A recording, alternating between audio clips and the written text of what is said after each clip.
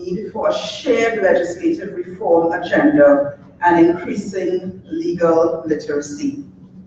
And 4, we want to establish a broad-based coalition to help reframe the notion of discrimination and develop a Caribbean narrative. So in this respect, we want to rope in issues such as disability. We want to rope in issues such as poverty. And really, because there's so much resistance when we talk about human rights and so much anxiety about a foreign agenda, we really want to frame the work that we do in a Caribbean context. We want to link to issues that people understand, issues based on, for example, race, discrimination based on, for example, illegitimacy, things that we've already been able to grapple with as a Caribbean society, and say, okay, on this continuum, here are the other things that we need to address as a region. Major actions. So 1, update legislative desk reviews. And we already have desk reviews that were done several years ago, focusing on HIV and human rights specifically, but we want to expand them to encompass a much wider area of focus, such as I listed before.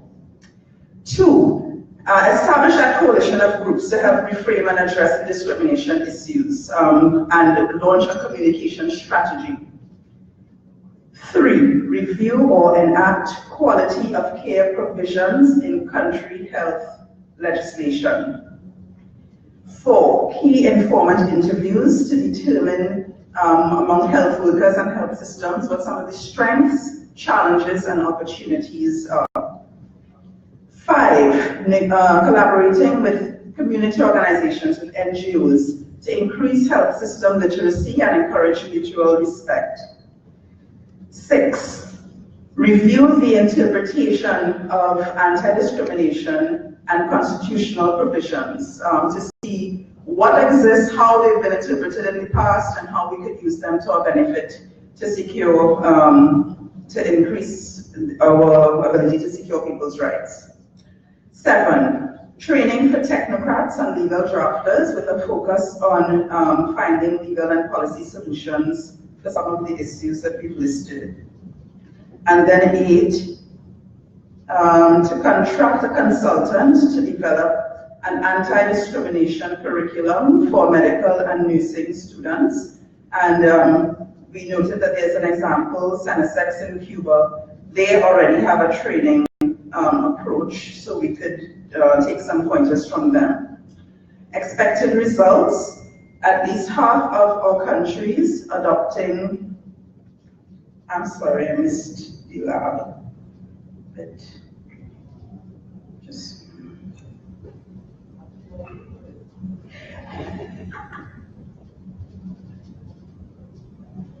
where is it?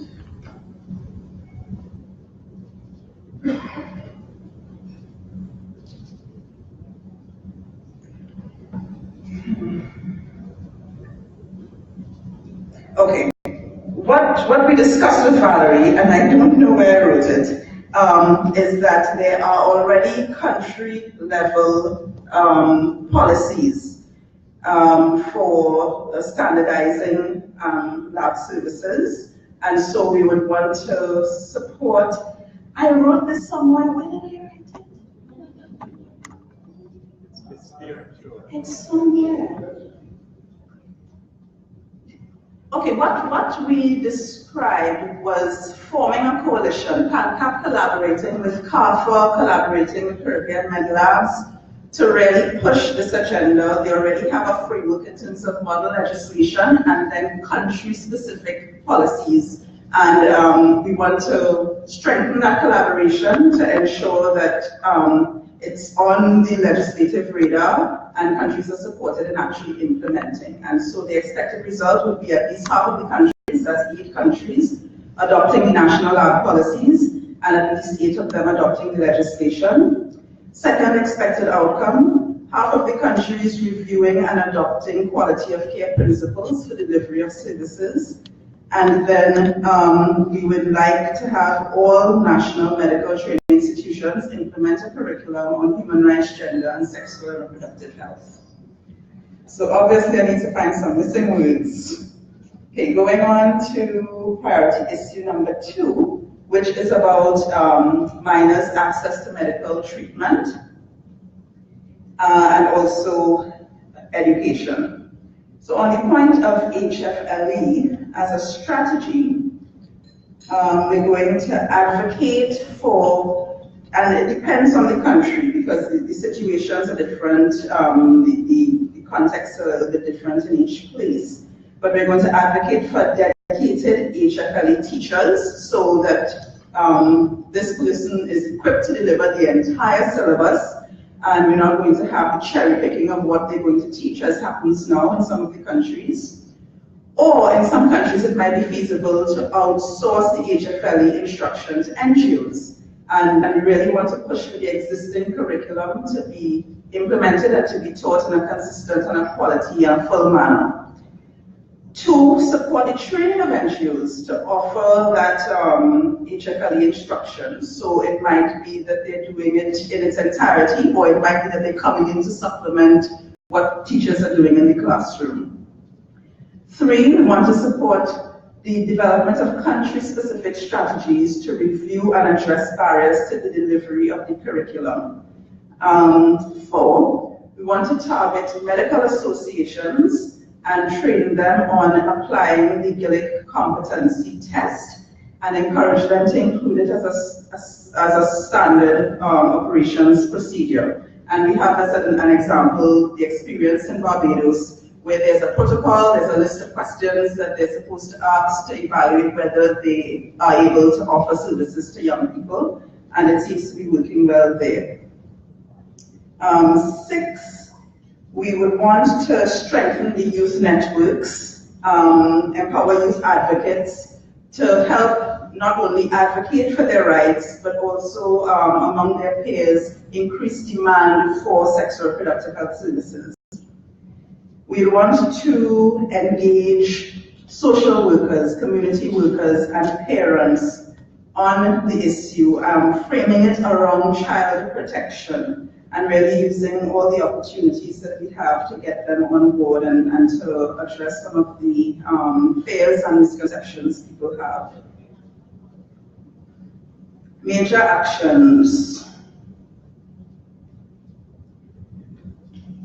So a consultant to conduct that legislative review, looking at the age of access, issues in each of the countries, identifying varying provisions as it relates to children and adolescents, and the development of a set of recommendations for countries in terms of legal reform and harmonizing their laws to ensure that young people can access healthcare and that the guiding principle is what's in their best interests and to achieve the best health outcomes. Then we want to develop a communication strategy to increase demand for youth-friendly spaces and people, and that of course would involve some audience research with respect to messaging. And we would want to meet with medical associations in order to roll out this idea with respect to the GILIC competency test. So the outcomes would be 1, the full HFLE curriculum delivered in all schools in all of 16 countries. We think this is feasible in 5 years. 2, developing and implementing the Barbados model for the GILIC competency test, I would say in at least 8 of the countries. 3, that we have recommendations for legislative change to rationalize the issues relating to children's access to services, health services, social services, social protection, a whole range of issues. So not looking at HIV in isolation. And finally, at least half of the countries implementing a policy for medical, services to deliver in the best interest of the child. I think that relates to the previous point. We are leaving the issue of data to another group. We moved on to the issue of gender identity. The strategy here is really to keep the advocacy for law reform under the radar, to push for gender-neutral language in laws and policies, and to do some concrete research on the gaps with respect to trans issues and gender identity laws. So we really need to know where we're at in each country. So that legislative review by a consultant would be one of the main actions. Then training through the legislative drafting program at UE, and also with parliamentary councils to review the language use and to employ a broader definition of gender and to adopt that gender-neutral language. Then we're going to explore the applicability of the Caribbean Court of Justice Jurist Project to see whether it's feasible to negotiate a space for us to deal with trans issues in that forum. And also, we are going to advocate for the development of a standard operating protocol for treating trans patients. And final action there, advocacy to influence policies to put in place reasonable accommodation for trans populations in relation to the penal system, the health system, immigration, and so on. Our expected results: implementation of that trans treatment protocol in at least 50% of the countries, reductions in the instances of reported discrimination, and having UE adopt that gender-neutral approach to legislative drafting in their curriculum.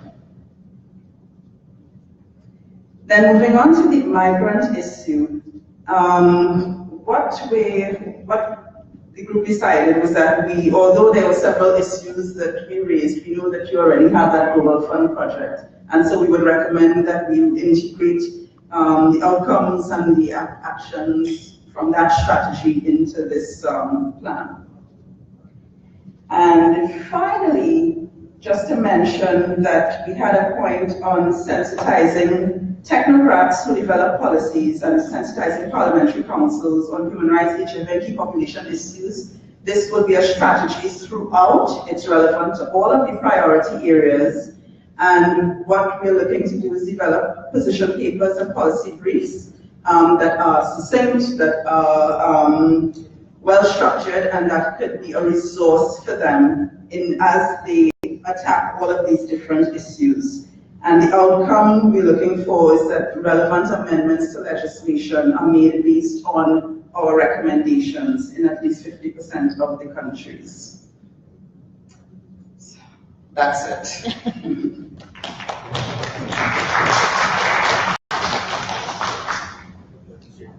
Thank you very much, Cyprian. Thank you to One for all that hard work in pulling this together.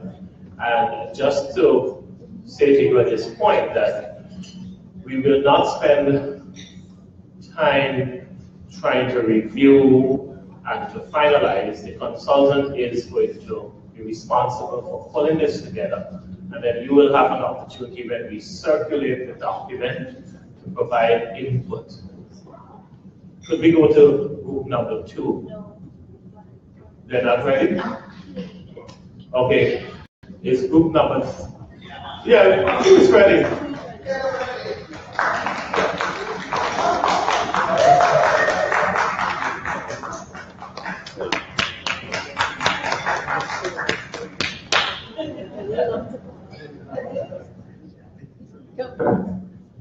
Good afternoon. Yes. So, in the spirit of gender equality, our rapporteur has been changed. So, I'll get right into it. Under priority issue number 1, which we identified as a need to advocate for the use of participatory and inclusive approaches for national planning. And our message was national planning mechanism should include the broadest range of stakeholders, especially those most at risk and affected. PANCAP promotes national planning mechanisms and advocates for active participation. So we identified our strategy that there would be promotion of policies and actions which seek to build a culture of engagement, and that the promotion of the establishment or strengthening of multi-sectorial mechanisms addressing active participation of key stakeholders. And our major actions were regular ongoing engagement with key actors and stakeholders. We would continue investment in capacity development of key stakeholders to increase ability to participate in decision making. There will be regular webinars for key actors and stakeholders to inform them of the issues, and facilitation of in-country consultations via visiting PANCAP missions. We will continue bringing together heads of country missions at the UN with in-country partners to have impact on international decision making.